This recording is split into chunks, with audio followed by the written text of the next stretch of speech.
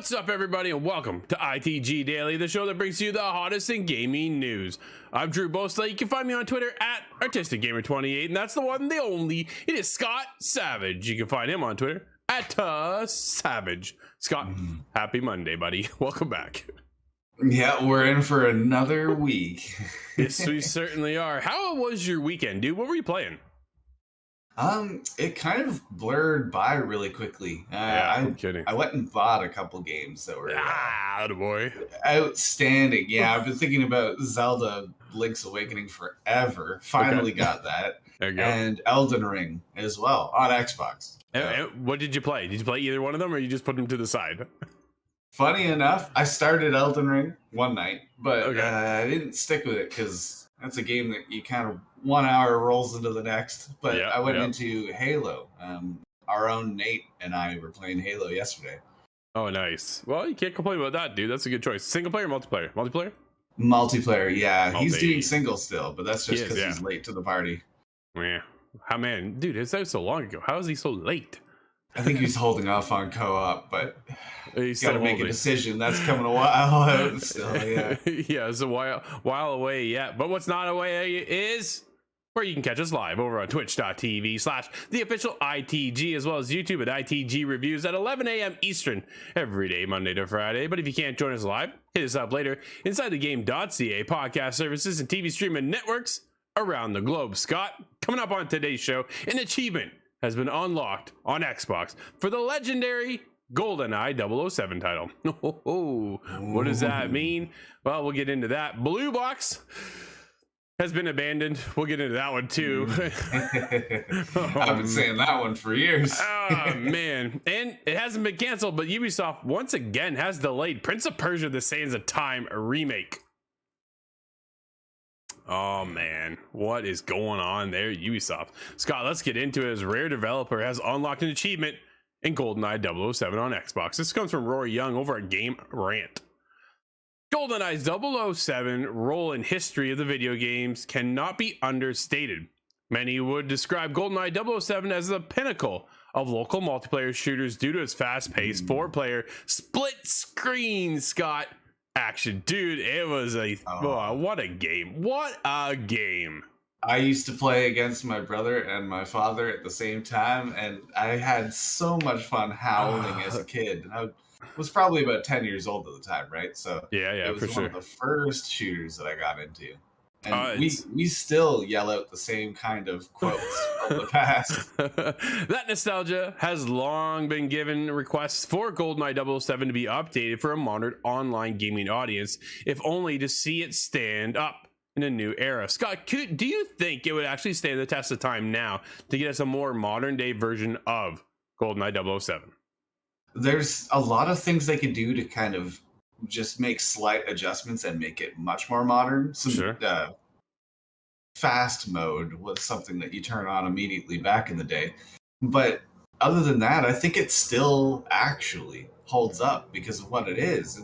Yeah. I've played Perfect Dark more recently. And now, of course, they've redone some of the graphical power in the Rare replay, but controls. Perfect Dark is still just as good as it used to be. Controls, you know what? That's a good point, because dude, that's 64 you're no controller. longer using those C buttons. Yeah, it was the Z button on the bottom, right? Oh man, it felt so cool. It was such an innovative controller, and to hold it that way, it's so weird. Oh, it was so, man, it was so bizarre. I remember seeing that thing going, what is this? And you get your hand on it, and it even felt awkward, but then, dude, you start rolling that game. Oh man, it made sense at the time, didn't it? It did, yeah. I was so young. We were all working with whatever idea the 64 controller was, but oh man, yeah, it's funny though. But a GoldenEye 007 remaster from Xbox Studio Rare has reportedly been in the works for some time. It's more than a rumor, and there's been firm evidence of its existence discovered. That evidence includes official Xbox achievements for the game. Despite it not having been announced yet, dude, do you think we'll see it this Thursday? No. This weekend on Sunday at the Xbox event. Do you think we'll see this? I'm really hoping so. I think that would blow the roof off the place. I think that would be a great move. Absolutely. Some believe the timing of the achievement being earned is intentional. Microsoft's Bethesda Game Showcase 2022 airs on June 12th. That's right. We will be there. Actually, we're going to be down in an Xbox VIP event. So that's going to be pretty cool. We're going to be there for FanFest, and we're going to be watching it live just like everybody else. So that'll be something to check back into next week, as myself, Nate, and Steve will report in on that one, Scott. I can't wait, dude. It's gonna be cool. Oh, no, that sounds cool. That's a lot of fun. Yeah, I can't. Yeah, definitely. Right, dude. This game's been on just a dormant plateau for so long that to have something come back in the realm of GoldenEye, and we also know right now too, IO Interactive working on a James Bond game as well. Yeah. Now I think the issue with GoldenEye specifically was licensing agreements. Yep. So absolutely. I think that was certain likeness of certain actors couldn't be used. And well, I wonder if they're going to rectify that. Do they all just get generic faces? Does everybody become Daniel Craig? How do you do that? Oh, please don't do that. No, don't do that. No, Pierce Brosnan is the James Bond in my opinion. But oh yeah, there you go. That's because I was born too late for Sean Connery. Well, man, I gotta think. If I'm looking back now, trying to pick one, I think you're right. Pierce Brosnan is one of them for sure.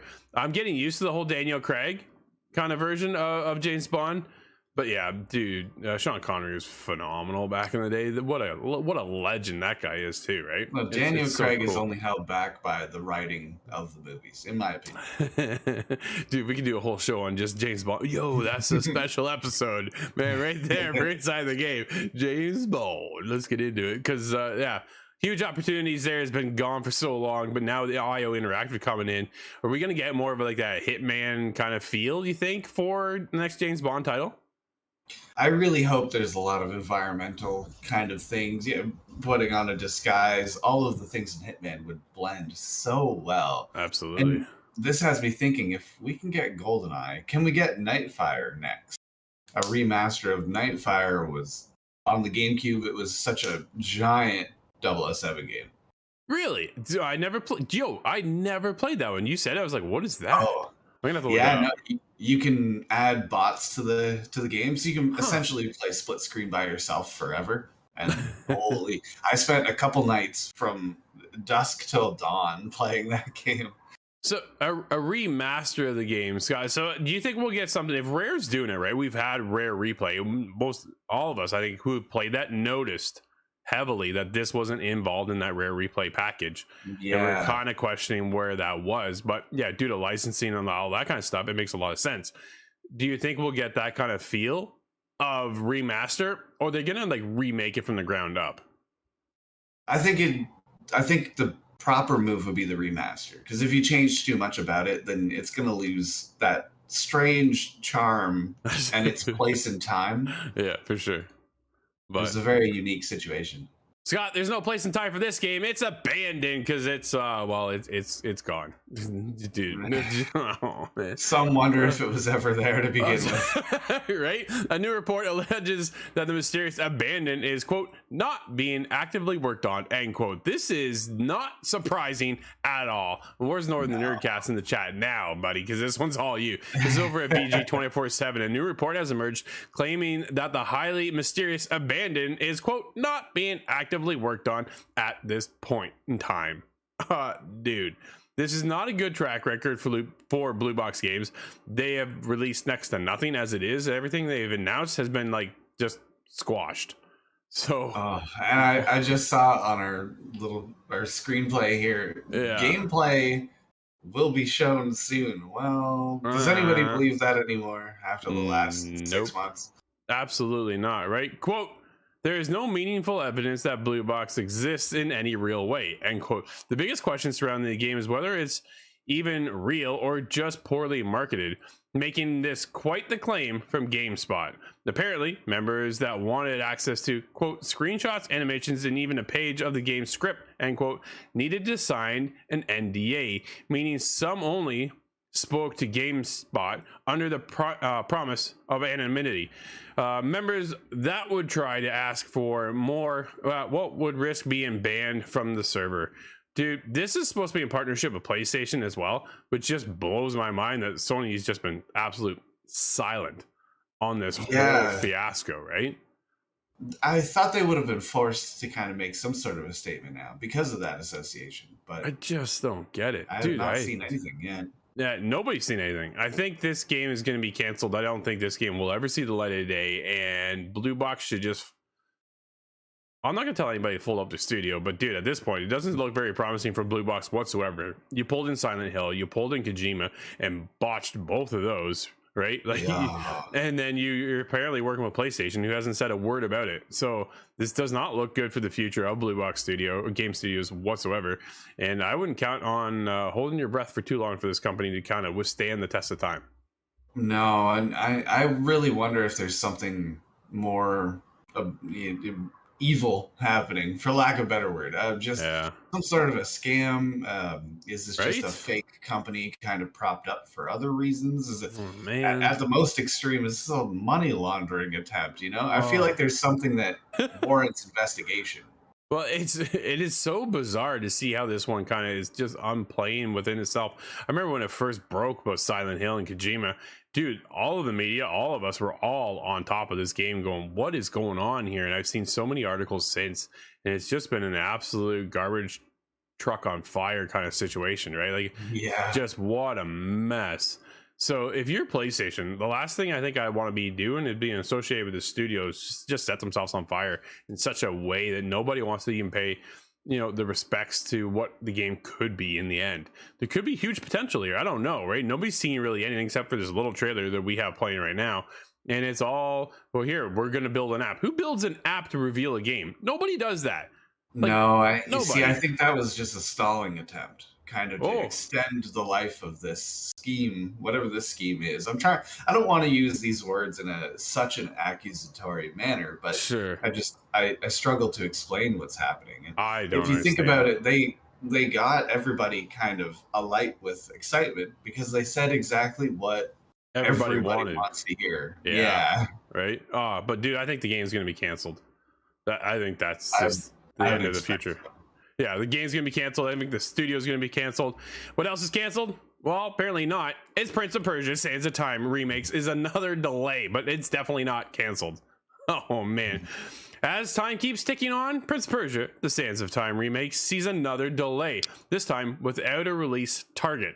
Scott, this is, this must be going back pretty bad from where they kind of took over Montreal's, Ubisoft Montreal has taken over the rights to fix this game, right? So, dude, but after some speculation that Prince of Persia remake had been outright canceled, Ubisoft has now confirmed to PC Gamer that it is still in development, but is no longer aiming for the fiscal year 23 release. Oh, man. Oh, dude. We're like, you know what? We're going to take this. We're going to scrap everything has been worked on so far and start all over, dude. This is not a good sign. Who knows when we'll see this now, right? The remake has seen quite a troubled development. First revealed in September of 2020 with a January 2021 release date, then delayed to March, then delayed without a target release date, followed by a confirmation that it would be released in 2022.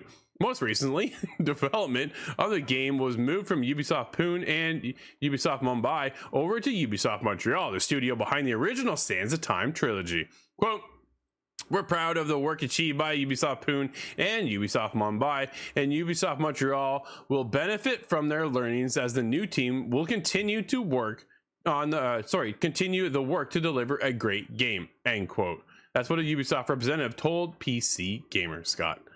Dude, this does not sound like it was a good turnaround at all. And I think Ubisoft Montreal is kind of picking up the pieces and trying to piece it all together and fix it.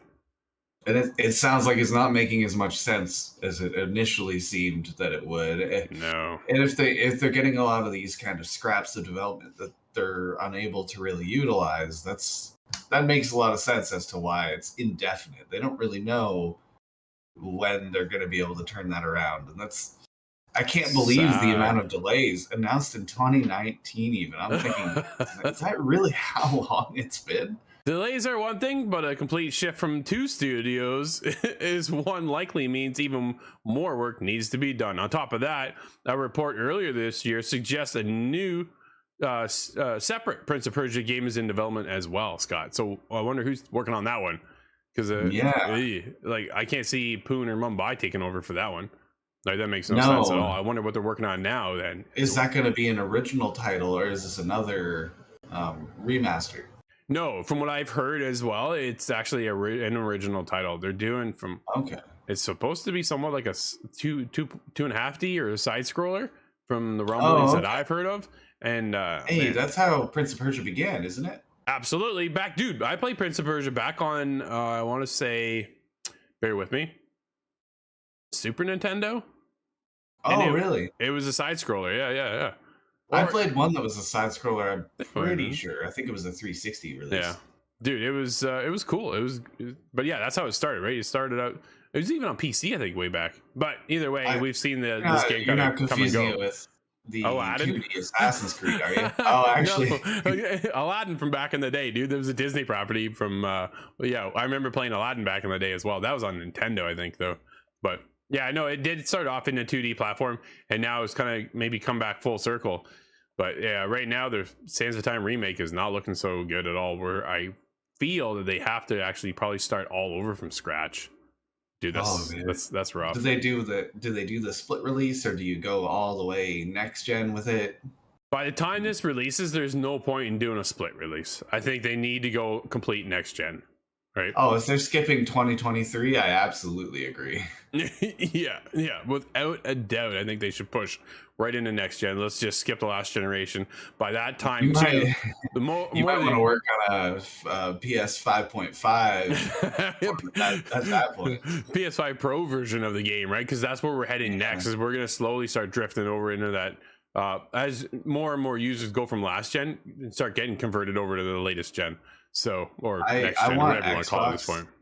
I want Xbox to create the second GameCube device, because my Series X just looks like a double stacked GameCube, and if they can have the space on that, I would be super excited. Yeah, dude, let's get into the next one, because this one kind of has me excited. It's Assassin's Creed Infinity concept video in Unreal Engine 5.